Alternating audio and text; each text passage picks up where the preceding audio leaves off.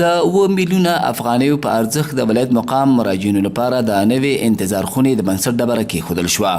د چهارشنبې په ورځ له غرمې وړاندې د لغمان والي ښاغلي محمد آصف ننګ د دفتر رئیس فرید احمد مرزک، سکتوري خدمتونو رئیس او یو شمېر نورو له لوري د یاد تمځای د بنسټ ډبرې د ایښودلو مراسم ترسره شول.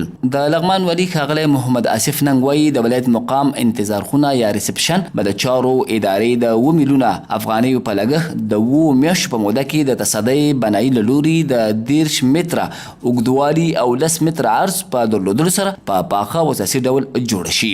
ښاغلي ننګ زیاته کړه په اخلاص او صداقت سره کار کول عبادت دی. موږ باید تل په ورځنیو چارو کې د خدای جل جلاله د رضا او د خپل ولس د نیکمرغۍ لپاره په اخلاص کار وکړو. نوموړي د جوړېدونکي شرکت مسؤلینو ته لارښوونه وکړه څو د کار کیفیت ته لومړیتوب ورکړي.